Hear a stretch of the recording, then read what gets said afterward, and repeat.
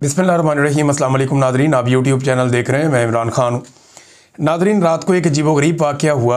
आप ये वीडियो आज सुबह देख रहे हैं तो कल रात को वसीम बदामी साहब के प्रोग्राम में एहसन इकबाल साहब बैठे हुए थे और वो पाकिस्तान तहरीक इंसाफ के बारे में अपना एक तज्ज़िया पेश कर रहे थे। इस बीच में अचानक से उनके साथ एक बड़ी बदतमीज़ी हुई और उनका जो है वो सिस्टम फिर ऑफ हो गया और उसके बाद थोड़ी देर के बाद वो पहले गायब रहे और फिर वापस आ गए।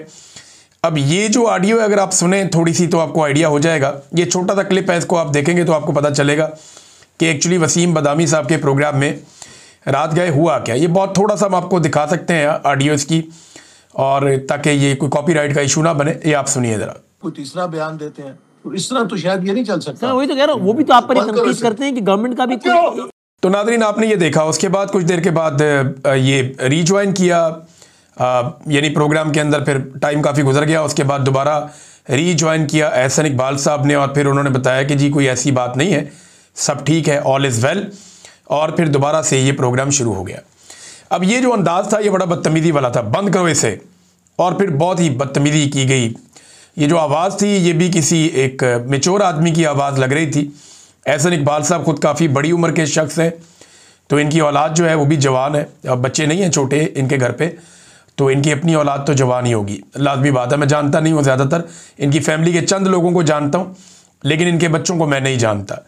तो जो सोशल मीडिया के ऊपर बताया गया वो ये बताया गया एहसन इकबाल साहब के हवाले से कि उनके बच्चे आ गए थे और उसकी वजह से कुछ प्रॉब्लम हो गई थी, लेकिन फिर उन्होंने बाद में रीज्वाइन कर लिया। लेकिन हमने ये बंद होने से पहले एहसन इकबाल साहब के चेहरे पे एक नागवारी और खौफ की मिलीजुली कैफियत देखी और परेशानी की कैफियत देखी, जिसकी वजह से पाकिस्तान में रोला पड़ गया। ये जो वीडियो है ये फौरी तौर पे आग की तरह वायरल हो गई पूरे पाकिस्तान में। देखें, जहाँ घरों के अंदर बर्तन होते हैं तो वो बजते ही रहते हैं, छोटे मोटे मसले हर घर में होते रहते हैं। बच्चे कभी ज़िद भी करते हैं, कभी बड़े लड़ते हैं, कभी बच्चे लड़ते हैं, कभी ख़वातीन के झगड़े हो जाते हैं आपस में। ये हर घर के अंदर नॉर्मल चीज़ है, इसे इग्नोर करना चाहिए, चलता रहता है, कोई बात नहीं। लेकिन मेरे लिए जो अजीब चीज़ है, जो चीज़ मानी रखती थी, वो ये है कि चंद मिनटों के अंदर एक बहुत बड़ी परसेप्शन सोशल मीडिया पे ये बन गई कि एहसन इकबाल साहब को एस्टेब्लिशमेंट से डांट पड़ी है और ये एस्टेब्लिशमेंट ने कोई मार कुटाई की है उनके साथ, या उनके साथ कोई ज़्यादती की है। कुछ लोगों ने जो है वो तस्वीरें ऐसी लगाना शुरू कर दी कि जनाब ये देखें, ये बंद होने से पहले और बंद होने के बाद एहसन इकबाल साहब के चेहरे पे निशान है। हालांकि मुझे लगता है सारा फेक है काम। लेकिन मामला ये है कि पाकिस्तान की एस्टेब्लिशमेंट ने या पाकिस्तान की फ़ौजी क़यादत ने वो अपना परसेप्शन ऐसा बना लिया गुज़िश्ता 3-4 साल में कि अब किसी के साथ कुछ भी होता है सबको लगता है कि ये एस्टेब्लिशमेंट ही कर रही है। यानी बद से बदनाम बुरा की एक मिसाल है। वो एक बुजुर्ग कहते थे ना, बद से बदनाम बुरा, कि जो बदनाम होता है ना वो बुरा ना भी करे ना, फिर भी वो बदनाम ही रहता है और सारे समझते हैं कि बुरा अगर हो रहा है तो यही कर रहा होगा। तो बद से बदनाम बुरा होता है। यही जो है पाकिस्तान की एस्टेब्लिशमेंट के साथ हो रहा है। हालांकि मैं आपको यकीन दिलाता हूँ कि एहसन इकबाल साहब फार्म 47 के ऊपर एक MNA बने हैं और इन्होंने कोई ऐसी हरकत नहीं की जो पाकिस्तान की एस्टेब्लिशमेंट को पसंद ना आए, बल्कि जो लोग एस्टेब्लिशमेंट की मर्ज़ी के ऐन मुताबिक बेहतर अंदाज में चल रहे हैं या एस्टेब्लिशमेंट उन्हें अप्रिशिएट कर सकती है, उनमें से एक आदमी एहसन इकबाल भी हैं। इंसान गलती का पुतला है, लेकिन इस लेवल पे तो एस्टेब्लिशमेंट आके घर में घुस के मार कुटाई नहीं करेगी। मेरी तो अभी तक दानिश यही कहती है, लेकिन क्या हुआ इसके बारे में कुछ पता नहीं है। कुछ लोग कह रहे हैं, दावा कर रहे हैं कि ये आवाज़ उनके बेटे की थी। ये मुझे कुछ लोगों ने सोशल मीडिया पे मैंने पढ़ा, कुछ दीगर लोग जो जानते हैं थोड़ा बहुत लोगों को, क्योंकि मैं तो कभी मिला ही नहीं, मुझे आइडिया नहीं है, लेकिन कुछ लोगों ने यह दावा किया कि ये आवाज़ उनके बेटे की थी। बहरहाल एस्टेब्लिशमेंट के ऊपर पड़ गया था काफ़ी देर तक के लिए, और एस्टेब्लिशमेंट जो है वो अब पता है आपको बद से बदनाम बुरा, बस मैं इससे ज़्यादा और आपको क्या कहूँगा। अब नादरीन, आज के दिन में सुहेल अफरीदी साहब आ रहे हैं पंजाब में। वो पंजाब में दाखिल होंगे आज सुबह और दोपहर के वक्त वो पहुंचेंगे भेरा। भेरा के बाद सुखे की, और फिर पहला उनका इस्तकबाल लाहौर के अंदर, एक पंजाब के इस्तकबाल तो होते रहेंगे, लाहौर में पहला इस्तकबाल उनका ठोकर न्याज बेग के पास होगा। अब रात गए तक तो ये खबरें आ रही थी कि छापे मारे जा रहे हैं, पाकिस्तान तहरीक इंसाफ के रहनुमाओं के घरों में छापे मारे जा रहे हैं और कोशिश की जा रही है कि सुहेल अफरीदी का लाहौर का ये दौरा इसको नाकाम बनाया जाए। यानी एक पॉलिटिकल पार्टी को इतना कुचलने के बाद, उनकी लीडरशिप को जेलों में डालने के बाद, उनके को 35,000 बंदे गिरफ्तार कर लिए हैं, इतना जुल्म और ज़्यादती करने के बाद अभी भी इन्हें लगता है कि मज़ीद छापों की मज़ीद जुल्म और ज़्यादती की ज़रूरत है ताकि उस पॉलिटिकल पार्टी को मुकम्मल तौर पे कुचला जा सके।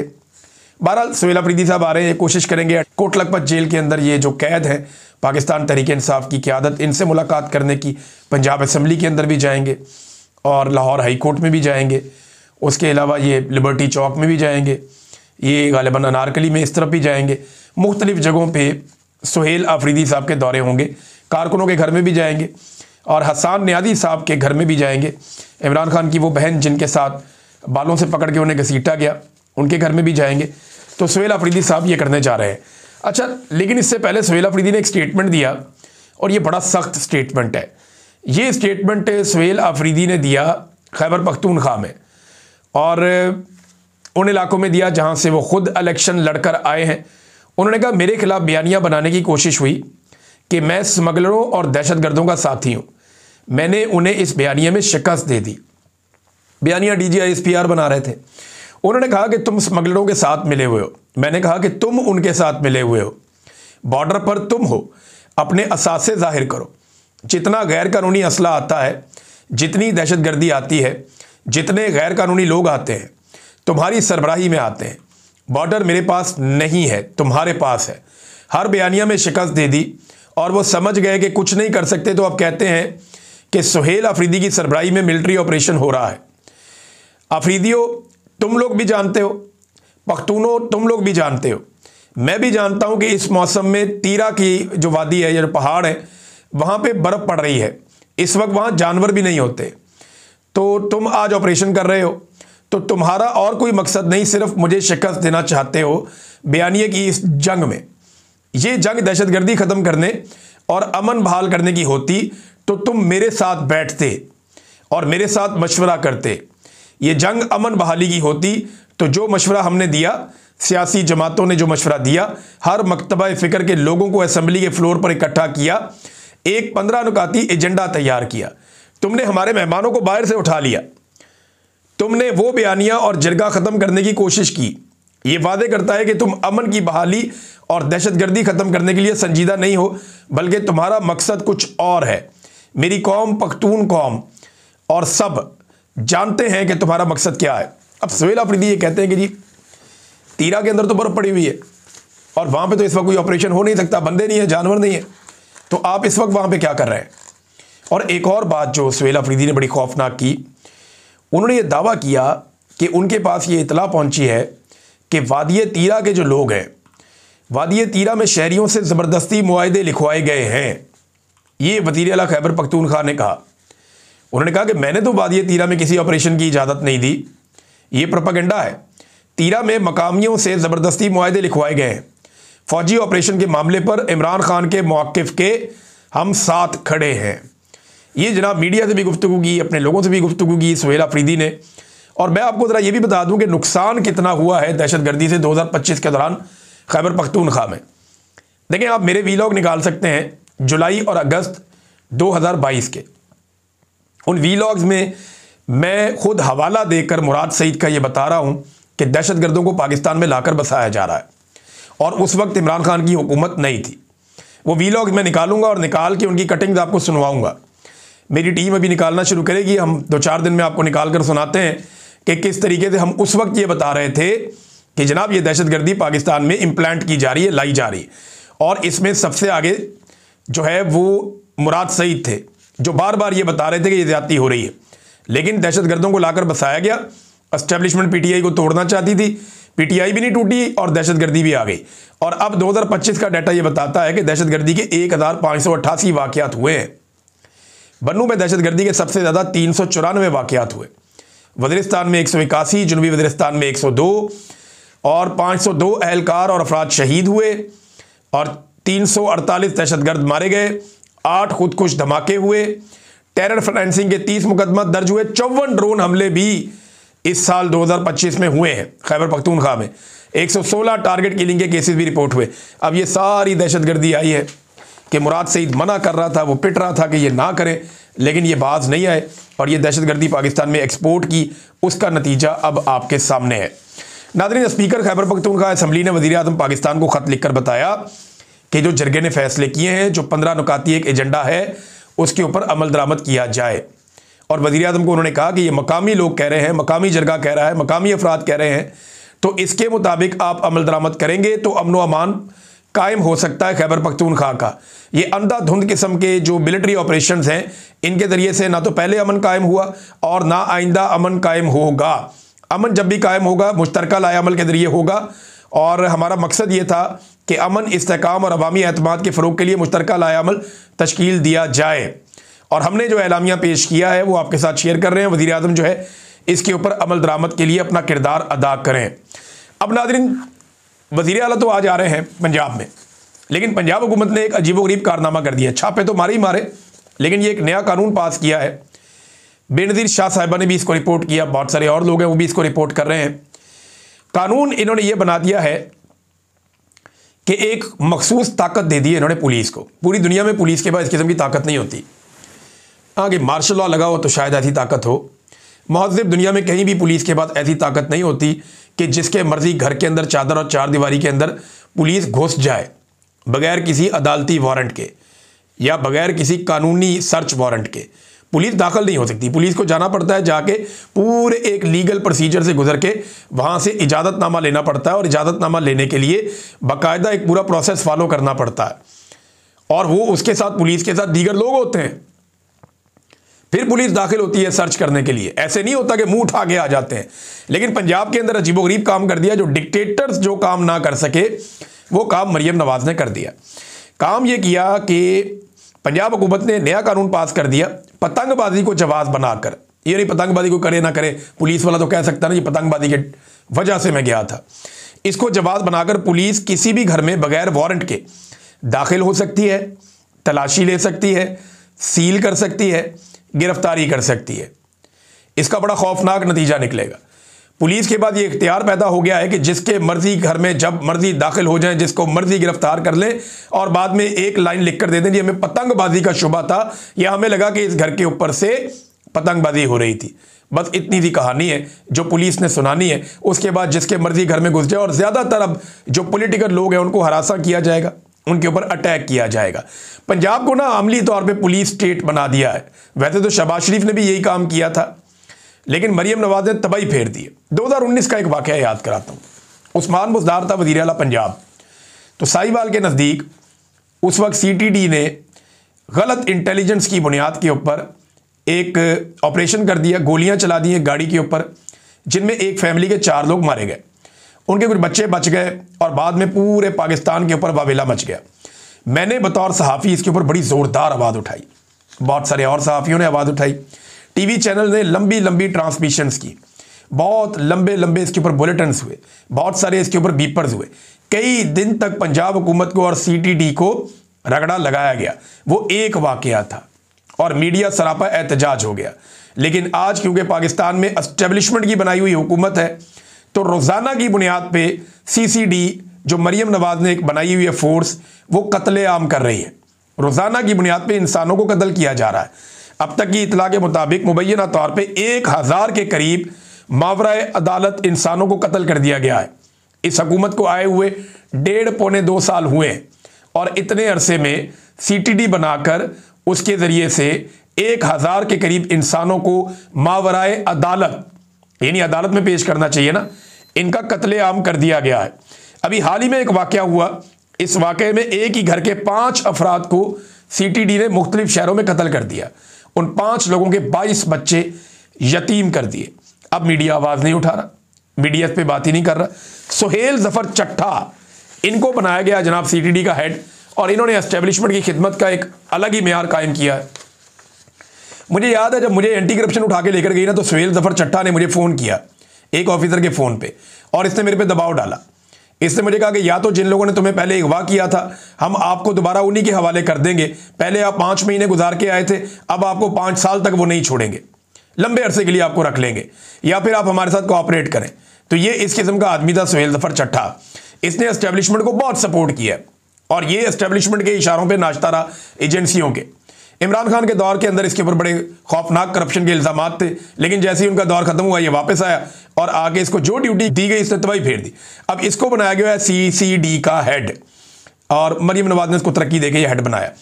अब जो लड़के कत्ल किए गए उनकी फैमिली से बातचीत की मीडिया ने, तो उन्होंने बताया कि साहिवाल में एक शादी हो रही थी जहां पे 3 भाई मौजूद थे, इमरान, अदनान और इरफान, और 2 उनके दामाद भी मौजूद थे इसी फैमिली के, हसन, जहांगीर और नज़ीर। वो ये बताते हैं कि 7 बंदों को उठाया गया साहिवाल में शादी से। ख़वातीन के जेवर और उनके जो पैसे थे, नकदी वगैरह, वो भी छीन लिए गए।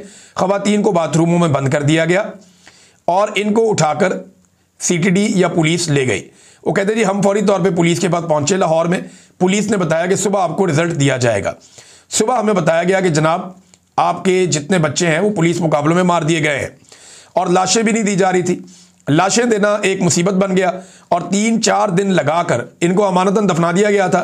फिर 3-4 दिन लगाकर बड़ी मुश्किल से वकील ने हाई कोर्ट से जो है वो ऑर्डर करवा के इनकी लाशें वापस हासिल करवाई और फैमिली को दी। अब ये जो 5 बंदे एक ही खानदान के, जिनमें 3 भाई हैं और 2 दामाद हैं, ये जो कत्ल किए गए, ये 5 अलग अलग शहरों में कत्ल किए गए। एक को चनियोट में, एक को जड़ावाला में, एक को हाफजाबाद में, एक को गुजरावाला में, एक को नारोवाल में कत्ल किया गया। 5 एक ही जगह शादी में मौजूद थे, एक ही जगह साहिवाल में 5 मौजूद थे। साहिवाल से 5 को गिरफ्तार किया गया और 24 घंटे के अंदर अंदर यह खबर आ गई कि 5 अलग अलग जिलों में, चनियोट में, जड़ावाला में, हाफजाबाद में, गुजरावाला में और नारोवाल में 5 कत्ल हो गए हैं और लाशें मुख्तलिफ जगहों पे पकवा दी। जो FIR की गई 5 की, वो इस तरह की गई कि नाके पे पुलिस खड़ी थी, ये जनाब वहां से आ रहे थे, पुलिस ने इनको रोका, इन्होंने फायरिंग कर दी, अपने ही साथियों की फायरिंग से 1 मारा गया और 2 भाग गए। ये सारी FIR इसी तरह की हैं। आफ्ताब अहमद बाजवा साहब इनके एडवोकेट हैं। वो ये क्लेम करते हैं कि हमने इनके 5 बंदों के ID कार्ड्स को चेक करवाया पुलिस के रिकॉर्ड में, इनके ऊपर किसी किस्म के डकैती के, कत्ल के या कोई इस तरह के संगीन इल्जामात मौजूद नहीं है। लेकिन जो फैमिली की, उनकी माँ या बच्चों की या उनका बाप है, वो ये कहते हैं जी कि हमारी एक लड़ाई हुई थी और भावलपुर में लड़ाई हुई थी किसी पार्टी के साथ, और उस लड़ाई में हमसे कुछ मुतालबात किए जा रहे थे और पर्चा वापस लेने की बात की जा रही थी, और ये मामला आगे बढ़ा तो ये हमारे बच्चे कत्ल हो गए। अब जनाब ये कोई बात समझ नहीं आ रही। देखें, अगर ये मुजरिम थे भी या इन्होंने कोई जराइम किए हुए थे तो इनको अदालत में पेश किया जाना चाहिए था। इनको गिरफ्तार करते, गिरफ्तार करके इनसे बरामदगी करते, बरामदगी करके इनको अदालत में पेश करते, अदालत के जरिए इनको सजा देते। या 5 एक ही लेवल के खौफनाक क्रिमिनल थे कि 5 को कत्ल करना बहुत ज़रूरी था, तो 3 भाइयों को और 2 उनके जो दामाद हैं उन्हें कत्ल कर दिया गया, पुलिस ने कर दिया। और ये मावराए अदालत कत्ल है। जब इस तरह के कत्ल होते हैं ना, तो फिर अपने ज़ाती स्कोर भी सेटल किए जाते हैं। 1000 बंदे जो मारे गए हैं, उनमें से अगर आप रेशो निकालें, सारे बंदे बेगुनाह ना भी हों तो कुछ तो बेगुनाह होंगे ना, तो जो बेगुनाह मारे गए उनका कत्ल किसके सर पे जाएगा? तो जो अदालत इंसाफ देती है ना, अदालत के अंदर एक बड़ी ज़बरदस्त सोच होती है कि बेगुनाह को सज़ा नहीं होनी चाहिए, चाहे गुनाहगार बच जाए। यहाँ पे गुनाहगारों को मारने के चक्कर में अगर बेगुनाह मारे जा रहे हैं तो फिर क्या होगा? 5 लोगों का क्या जुर्म एक जैसा हो सकता है? और एक ही जगह से पकड़ के 5 मुख्तलिफ शहरों में उनका जनाब कत्ल डाल दिया कि जनाब इस तरह के वाक़े में सारे मारे गए हैं। तो नाज़रीन, ये इस वक्त पंजाब के अंदर हरकतें की जा रही हैं। और हाँ, इसके साथ एक और चीज़ आप जोड़ के देख लें। ये शहरबानो नकवी साहिबा है, जिनकी एक अभी ड्रामा वीडियो भी आई कि वो कत्ल हो जाता है दौराने उनके इंटरव्यू, और फिर वो किस तरीके से वो ड्रामा पूरा क्रिएट होता है। वो अजीबोगरीब किस्म की एक वीडियो आई। अब जनाब एक और डॉक्टर साहब हैं, उन्होंने दावा किया कि उन्हें इन खातून ने ठग लिया और इनके साथ बड़ी ज़्यादती की है। वो बताते हैं जी, मुझे थाने में बुलाया गया, मैं वहाँ गया तो ASP शहरबानो नकवी वहाँ मौजूद थी। उन्होंने मेरा मौक़िफ़ सुना और कहा कि मरीज़ की नज़र तो 6/6 है, लेकिन चूंकि मरीज़ मुतमईन नहीं है, अब ये आंखों के डॉक्टर थे, इन्होंने इलाज किया हुआ था, लिहाजा आप कसूरवार हैं। इन्होंने कहा जी मेडिकल बोर्ड बिठाएं, कोई चीज़ चेक कर लें, मरीज़ का मैंने इलाज ठीक नहीं किया तो वो बता दें।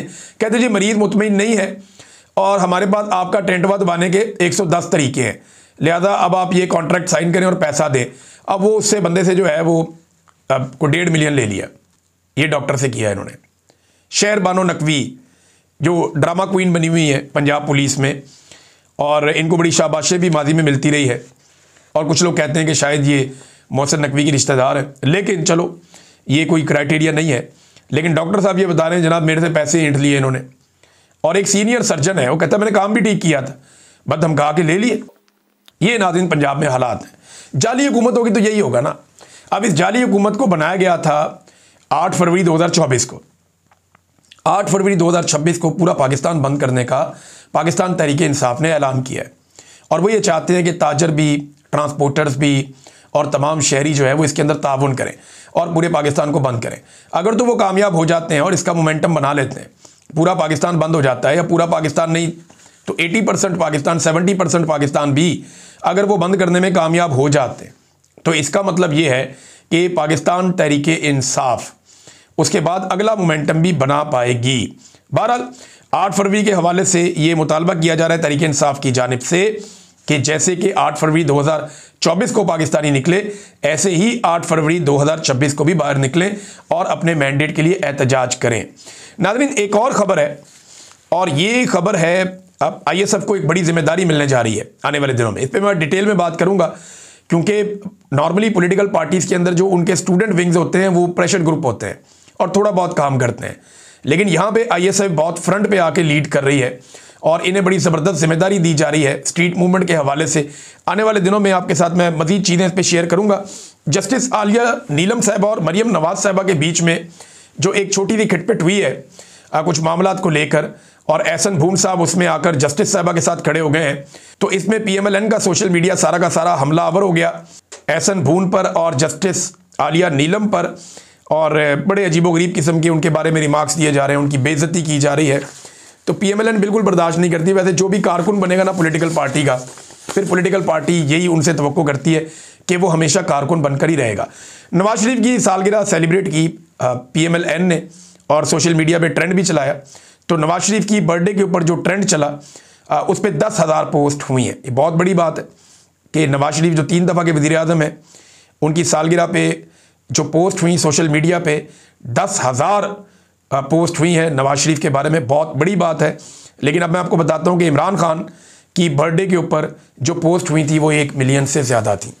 अब तक के लिए इतनी, अपना ख्याल रखिएगा, अपने इस चैनल का भी। अल्लाह हाफ़िज़।